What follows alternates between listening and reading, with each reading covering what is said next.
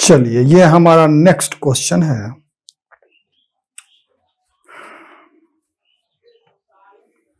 कहता है कि two identical balls A and B, each of mass 0.1 kg, are attached to two identical massless spring. Question हम screen पे डाल देंगे। The spring mass system is constrained to move inside a rigid smooth pipe bent in the form of a circle as shown in the figure. The pipe is fixed in a horizontal plane में pipe. The centers of the balls can move in a circle of radius 0.06 meter. Each spring has a natural length of 0.06 pi meter. 0.06 pi metre, ठीक है, and a spring constant 0.1 Newton पर metre. Data थोड़ा सा लिख लेते हैं ना, data थोड़ा सा लिख लेते हैं। कहता है each ball has a mass 0.1 kg। Ball जो भी है उसका मास क्या है, अभी हम फिगर बनाएंगे, सब क्लियर कर देंगे। The spring mass system can to move bent in the form circle, the pipe is fixed on the centre of the balls can move in a circle of radius 0.06 metre, ठीक है। Each spring has a natural length of, natural length जो है each spring का कितना है बेटा, 0.06 पाई, 0.06 पाई metre, चलो ठीक है। And a spring constant 0.1 Newton पर मीटर, ठीक है। Initially, both the balls are displaced by an angle theta is equal to pi by 6. pi by 6 radian हो जाएगा with respect to the diameter PQ, ठीक है। अब the circle as shown in the figure, figure दिया हुआ है question, and released from rest। Question वगैरह फिर कहता है calculate the frequency of oscillation of ball B. चलो ठीक है, समझते हैं। सबसे पहले फिगर ड्रॉ कर लेते हैं ताकि आप लोग जो कन्फ्यूजिया करके पागल हो रहे हैं हम लोग, है ना।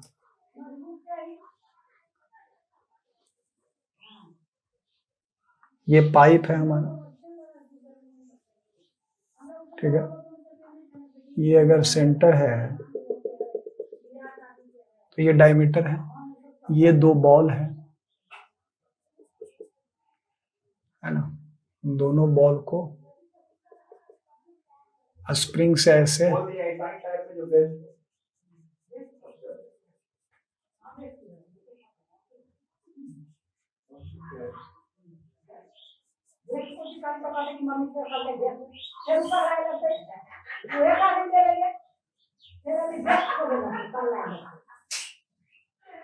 ठीक है। ये थीटा इज एंगुलर डिस्प्लेसमेंट, इसका स्प्रिंग कांस्टेंट के, इसका भी के, इसका मास m, इसका मास m, ये रेडियस r है, ये भी r है, ठीक है। ठीक है, इनिशियल डिस्प्लेसमेंट दिया हुआ है ये पाई बाई 6 रेडियन, ठीक है। समझाते हैं। ये एक पाइप है, ये क्या है, एक स्मूथ पाइप है जिसमें दो बॉल को दो स्प्रिंग से अटैच कर दिया। ये बॉल है, ये बॉल है, इसको एक स्प्रिंग से प्लस इधर से अटैच कर दिया गया, ठीक। ये यहाँ पे होगा तो इक्विलिब्रियम पोजीशन पे होगा, इस पॉइंट पे, चूंकि दोनों ही स्प्रिंग का इलोंगेशन इस पोजीशन पे जब ये बॉल रहेगा तो क्या होगा, सेम होगा, है ना। अब इससे क्या किया कि पाई बाई 6 रेडियन से यहाँ डिस्प्लेस कर दिया है और उसके बाद रिलीज कर दिया गया। तो कहता है कि इसका फ्रीक्वेंसी निकालिए, ऑसिलेशन जो होगा, इसको आप बॉल ए ले लो, इसको बॉल बी ले लो, तो जो ऑसिलेशन होगा उसका फ्रीक्वेंसी निकालिए। देखो, जब हम इन दोनों स्प्रिंग को इक्वल अमाउंट से क्या करेंगे, दोनों बॉल को अगर डिस्प्लेस करेंगे, सपोज ये जो डिस्प्लेसमेंट हुआ है, लीनियर डिस्प्लेसमेंट मत कहो इसको, ये स्मॉल डिस्प्लेसमेंट एस जो है, स्मॉल होगा तो लगभग डिस्प्लेसमेंट होगा वैसे। अब क्या कहें, एस को डिस्प्लेसमेंट ना कह के कुछ और कह लीजिए, इसको डिस्टेंस, इसको आर्क कह लीजिए ना। इतना आर्क से अगर हम इसको इतना डिस्प्लेस किए तो एंगुलर डिस्प्लेसमेंट क्या हुआ, ये हम कैलकुलेट कर सकते हैं। कैसे, तो arc by radius is equal to theta, तो हमारा एस बराबर आर थीटा हो जाएगा, क्लियर है ना? चलिए तो ठीक है। अब जब इसको इतना डिस्प्लेस कर दिया गया, उसके बाद रिलीज कर दिया गया, तो चूंकि ये कंप्रेस है स्प्रिंग, ये वाला ऊपर वाला, और ये इलोंगेटेड है, तो ये इसको इधर खींचेगा और ये इसको इधर पुश करेगा, तो ये क्या होगा, इधर आना आएगा, यहां पर आकर के नेट फोर्सेस पर 0 होगा, ये इक्विलिब्रियम पोजीशन होगा। एक ब्लॉक पर हम एक मास पर विचार करें, एक बॉल पर। उसके बाद फिर ये इधर आएगा, फिर इस तरह से ये अपना मोशन इस पाइप में ही परफॉर्म करेगा। अब आपको ये कि रुकने जाएगा, तो बेटा पाइप को मानना है कि यह स्मूथ है। पाइप क्या है? स्मूथ है। There is no friction anywhere, बस इतना सा जाने। तो सबसे पहला क्वेश्चन हमारा कहता है कि फ्रीक्वेंसी निकालिए, फ्रीक्वेंसी ऑफ ऑसिलेशन निकालिए। ठीक है, तो दो तरीका हम बताए थे। पहला बताए थे एनर्जी मेथड, दूसरा बताए थे फोर्स मेथड। फोर्स मेथड यहां पर थोड़ा सा कॉम्प्लिकेटेड हो जाएगा, इसलिए हम यहां एनर्जी मेथड लगाएंगे। टोटल मैकेनिकल एनर्जी, अगर हम angular displacement theta intermediate state पे विचार करें कि एंगुलर डिस्प्लेसमेंट कितना है, थीटा है, और ये इसको लीनियर डिस्प्लेसमेंट ही हम बोल रहे हैं, हालांकि ये डिस्प्लेसमेंट तो नहीं होगा, एस ई आर्क है या डिस्टेंस जो ट्रेवल किया ये बॉल वो है, तो लीनियर डिस्प्लेसमेंट एस हम ले लेते हैं। तो टोटल मैकेनिकल एनर्जी जो इस बॉल प्लस स्प्रिंग सिस्टम का जो होगा वो कितना के बराबर होगा। अब आप इसमें ग्रेविटेशनल पोटेंशियल एनर्जी कंसीडर मत करिएगा, क्योंकि क्वेश्चन में लिखता है ये पाइप ऐसे हॉरिजॉन्टल है, ऐसे है, बात समझ में आ रही था, ऐसे ऐसे ऐसे ऐसे ये जो बॉल है मूव करेगा पाइप के अंदर। ठीक है, तो पोटेंशियल एनर्जी तो कांस्टेंट रहेगा ना, उसका हाइट तो ग्राउंड से कांस्टेंट है। फिर तो हमारा टोटल मैकेनिकल एनर्जी कितना हो जाएगा, तो काइनेटिक एनर्जी हो जाएगा प्लस पोटेंशियल एनर्जी हो जाएगा। काइनेटिक एनर्जी अगर हम विचार करें, तो अगर आप इसको इसके अबाउट प्योर रोटेशनल मोशन में मान के चलिएगा, तो काइनेटिक एनर्जी हो जाएगा half I omega square into 2, एक बॉल ये और एक बॉल ये, प्लस एस इधर से कंप्रेस किया स्प्रिंग को, एस इधर से किए, तो टोटल कंप्रेशन स्प्रिंग का कितना हुआ, 2s हुआ ना, तो half into k into 2s का स्क्वायर। ये एक स्प्रिंग का पोटेंशियल एनर्जी हुआ, ये एक और स्प्रिंग है, ये इलोंगेट हुआ है उत्ते से, तो 2 से मल्टीप्लाई कर दिए, ये हमारा टोटल मैकेनिकल एनर्जी हो गया। अगर इसमें आप लोगों को कोई दिक्कत है कि कैसे हुआ total mechanical energy, comment box में ड्रॉप करके आप कमेंट कर सकते हैं, हम बताएंगे, एक्सप्लेन करेंगे स्पेशली। 2 से 2 खत्म, यहां भी 2 से 2 खत्म, तो हमारा जो आ गया ये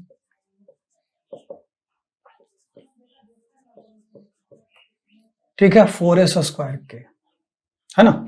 आई बराबर क्या हो जाएगा, तो आई बराबर सीधा सीधा लिखो ना, mr square omega square plus 4s square के, एस के जगह पर भी आर थीटा कर दो, तो ये हमारा हो जाएगा R square theta square into K. Clear. अब क्या करते थे, याद करिए, तो चूंकि टोटल मैकेनिकल एनर्जी सिस्टम का क्या रहेगा, कांस्टेंट रहेगा। क्यों रहेगा constant, because there is no dissipation of energy. DE by D theta निकालते हैं, अगर ई कांस्टेंट है तो डी बाई डी थीटा हमारा क्या होगा, M R square into 2 omega into omega D omega by D T क्या हो जाएगा, alpha plus 4r square K into 2 theta into omega बराबर क्या हो जाएगा 0। एक ओमेगा उधर कर दो, 0 हो गया, आर स्क्वायर भी और ओमेगा भी बराबर के उस तरफ कर दो, हमारा क्या आ गया, और ये 2 को भी कर ही डालो ना, तो हो जाएगा हमारा m alpha m into alpha plus 4k into theta बराबर 0, 4k इंटू थीटा बराबर 0, यानी कि हमारा अल्फा बराबर जो आ गया -4k बटा m इंटू थीटा, तो ये हमारा क्या हो जाएगा, एंगुलर फ्रीक्वेंसी हो जाएगा। यानी कि एंगुलर फ्रीक्वेंसी बराबर क्या हो जाएगा, 4k बटा m, 4 इंटू के का वैल्यू कितना है 0.1, 0.1 ले लिया, m का वैल्यू कितना है, कहाँ गया 0.1, क्या आ गया 2 रेडियन पर सेकेंड, है ना। ओमेगा अगर इतना आया है तो 2 पाई f इज इक्वल टू 2, तो f बराबर हमारा क्या आ गया 1 बटा पाई पर सेकेंड। ये हमारा क्या निकल गया, फ्रीक्वेंसी। पहला क्वेश्चन यही करता है कि फ्रीक्वेंसी आप कैलकुलेट करिए अगर आप में दम है तो दम तो था, फ्रीक्वेंसी तो कैलकुलेट हो गया भाई। दूसरा कहता है find the speed of ball A when A and B are at the two ends of the diameter PQ। ये पॉइंट P है बेटा, ये पॉइंट Q है, ये डायमेट्रिकली अपोजिट पॉइंट्स है। कहता है जब बॉल यहां पे ये है, ये वाला यहां पे है, तब आप क्या कहता है, find the speed of ball है, तो जो दोनों का सेम स्पीड होगा तो कैलकुलेट कर देते हैं। कैसे कैलकुलेट करेंगे भैया, तो इसको तो पहले अब हम मिटा देते हैं। याद रखिएगा, हो सकता है जरूरत पड़े 1/पाई लीनियर फ्रीक्वेंसी इसका है, ठीक है।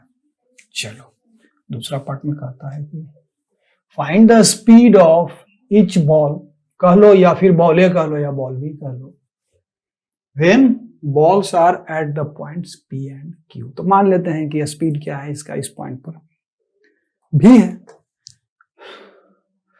तो ई बराबर इनिशियली जब π/6 कहा गया, π/6 रेडियन जब हम इसको एंगुलर डिस्प्लेसमेंट देकर के छोड़े हैं, तो इनिशियली टोटल इसका जो मैकेनिकल एनर्जी हो जाएगा वो कितने के बराबर हो जाएगा?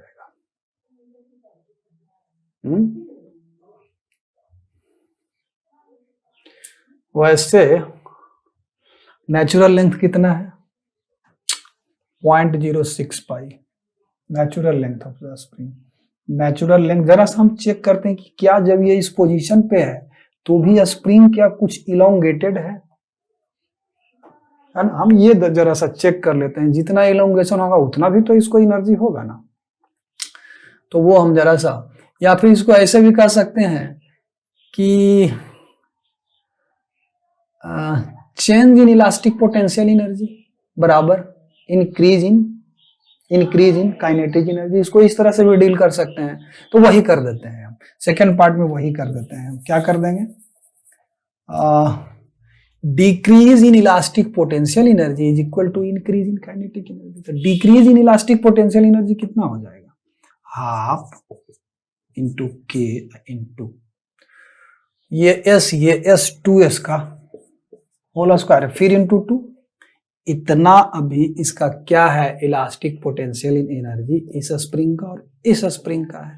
काइनेटिक एनर्जी तो अभी 0 है, जो कि π/6 से हम इसको करके और रोके हुए हैं। अभी जैसे ही रिलीज किए तो ये मीन पोजीशन पर जब ये आया, इधर वाला बॉल है, इधर वाला बॉल, तो स्पीड क्या होगा, मैक्सिमम होगा जो भी स्पीड होगा।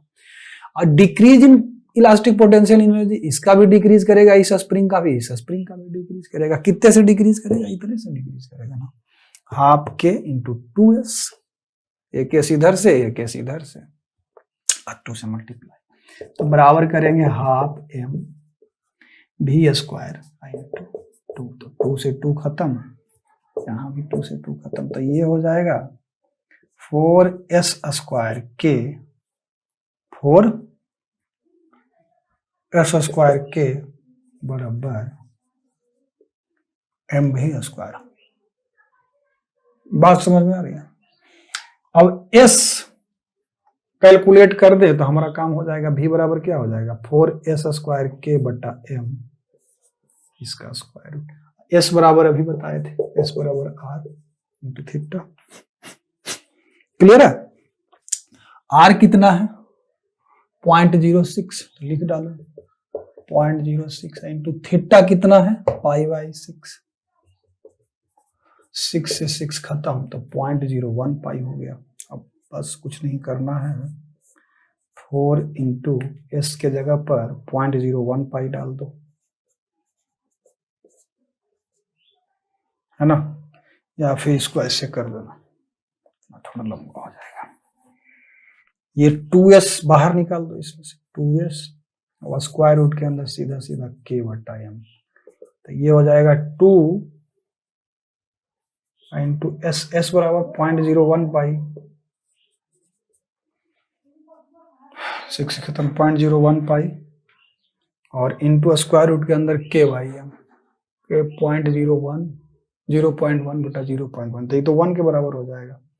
तो ये सीधा सीधा क्या हो गया, 0.02 पाई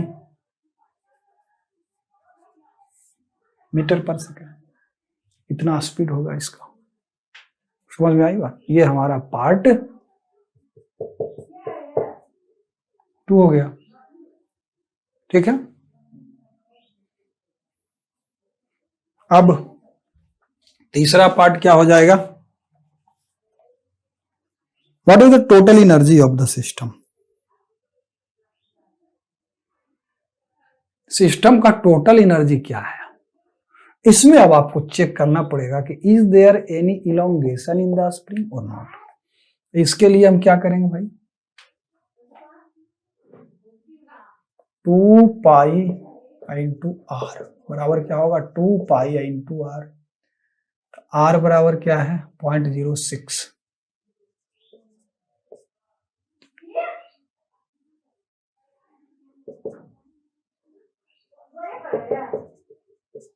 .12 पाई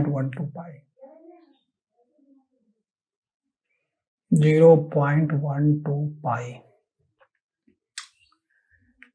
और नेचुरल लेंथ हमारा कितना है, 0.06 पाई। 0.06 पाई। इसको 2 से अगर मल्टीप्लाई हम कर देते, ये होगा 0.12 पाई। यानी कि जब ये क्या है, जब ये डायमेट्रिकली अपोजिट पॉइंट पर है तो दोनों स्प्रिंग क्या है, इलोंगेटेड है। कितना से इलोंगेटेड है, क्योंकि जब ये डायमेट्रिकली अपोजिट पॉइंट पे है तो ये 0.12 पाई है ये टोटल लेंथ, है ना, जबकि इसका नेचुरल लेंथ क्या है, 0.06 पाई। तो 0.06 पाई से ये स्प्रिंग भी इलोंगेटेड है और ये स्प्रिंग भी इलोंगेटेड है ना।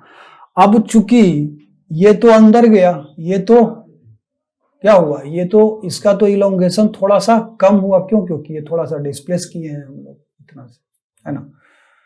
तो अब हम लोगों को क्या करना है कि इसका, इस स्प्रिंग का इलोंगेशन कितना है, जब ये यहां पे है तो 0.06 पाई, प्लस फिर ये कितना से इलोंगेट किया, 2s से इलोंगेट किया, तब प्लस 2s।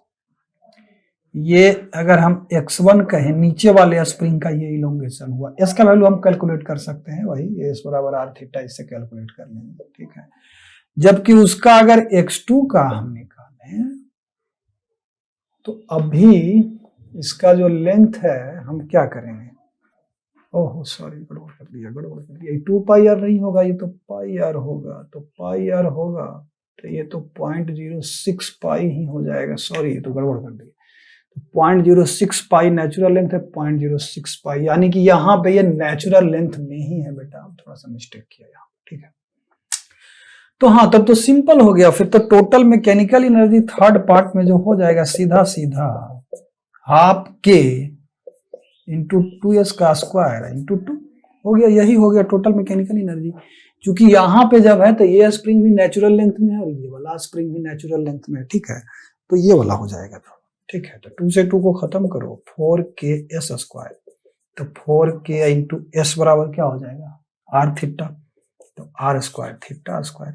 इनिशियली r तो पता ही और इनिशियल थीटा भी पता है, तो क्या हो जाएगा 4 इंटू k यानी कि 0.1 इंटू r स्क्वायर, r बराबर कितना है 0.06 का स्क्वायर इंटू थीटा का square, theta pi by pi square बटा 36। इसको कैलकुलेट कर लो, यही टोटल मैकेनिकल एनर्जी हो जाएगा। यहाँ पे थोड़ा सा कंफ्यूजन हो गया, थोड़ा सा कंफ्यूजन नहीं, मिस्टेक हो गया कि ये पाई आर लेंथ है ना, समझ में आ रही बात, ये पाई आर लेंथ है, तो पाई आर लेंथ कितने के बराबर आ रहा है 0.06 पाई, और नेचुरल लेंथ इसका क्या है 0.06 पाई। तो जब ये इस पॉइंट पे है बॉल्स, समझ में आ रही बात, जब ये बॉल इस पॉइंट पे है तो स्प्रिंग दोनों जो है क्या चीज है, नेचुरल लेंथ में ही है, ठीक है, क्लियर है, चलिए।